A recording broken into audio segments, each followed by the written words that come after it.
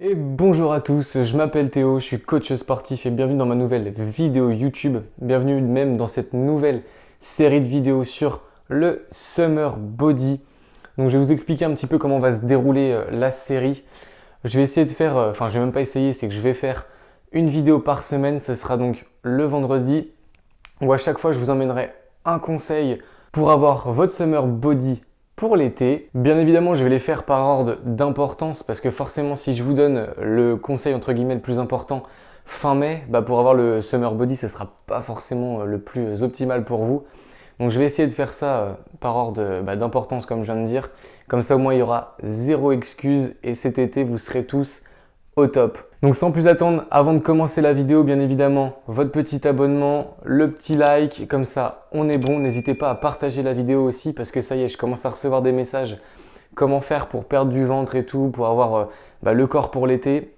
Donc je sens que cette série de vidéos là va pouvoir servir à tout le monde. Donc n'hésitez pas à partager un maximum. J'arrête de parler et on passe tout de suite au premier conseil. C'est parti. Alors pour commencer déjà on va mettre un petit peu la base. Donc déjà ce que j'entends par Summer Body, c'est que très généralement les personnes l'été veulent un corps plus sec, un corps plus dessiné. Alors bien évidemment c'est une généralité mais je dis pas que tout le monde est comme ça. Bien évidemment, il y a des gens qui vont se sentir mieux avec un corps un petit peu plus gras. Il n'y a pas de souci là-dessus. Ils peuvent rester comme ça me pose aucun problème. Moi, je fais cette vidéo-là, cette série de vidéos-là pour les personnes qui veulent un corps plus dessiné pour l'été. Donc du coup, le but, ça va être vraiment de vous aider à atteindre cet objectif-là. Donc déjà, sans plus attendre, pour commencer, la base des bases, c'est que souvent, quand on veut être plus dessiné, ça veut dire qu'on a une petite couche de graisse. Ce qui fait que ça cache toutes les formes des muscles qui se cachent en dessous. Premièrement, déjà pour chasser cette couche de graisse en surplus, va falloir perdre du poids, perdre du gras. Donc ce que j'entends par là, ça va être le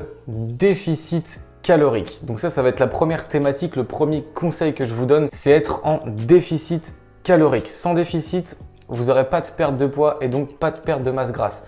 Vous aurez beau manger ce que vous voulez, faire ce que vous voulez, si vous n'êtes pas en déficit, il n'y aura aucune perte. Ce que j'entends par déficit calorique, c'est pas moins manger. Parce que bien souvent, on entend les gens dire tu veux perdre du poids, tu veux perdre du gras, arrête de manger ça, faut juste manger de la salade, des bouts de viande blanche et puis tu vas perdre du poids, tu vas sécher. Non, ça c'était à l'ancienne, mais non. Depuis, il y a eu des recherches, on a eu plein d'études là-dessus. Il n'y a pas besoin d'être dans un régime restrictif pour avoir un corps sec et musclé. Non, il va juste falloir être en déficit calorique et manger les bonnes choses entre guillemets. Ça veut dire des aliments qui vont pas forcément être très caloriques, mais plutôt moins caloriques pour pouvoir en manger en quantité et garder sa satiété. En parlant de satiété, bien évidemment, je pense que vous en doutez, mais les aliments qui sont un peu plus rassasiants, ça va être les légumes, les fruits. On va voir aussi les protéines, tout ce qui va être viande blanche, viande rouge, manger du fromage blanc. Ça va être des aliments qui vont être plus rassasiants. Et ce qu'il y a de bien avec ces aliments-là, c'est que c'est pas forcément les aliments les plus caloriques. Au contraire, c'est même les moins caloriques. Tout ce qui va être légumes, fruits, même les viandes ou encore le fromage blanc, c'est des aliments un peu moins caloriques. Donc ça c'est parfait pour inverser la balance et passer en déficit calorique. Et va falloir baser votre alimentation un peu plus sur ce genre d'aliments pour éviter d'être complètement affamé à manger rien du tout dans votre assiette. Donc si on devait en tirer une conclusion de cette vidéo, ça va être ça.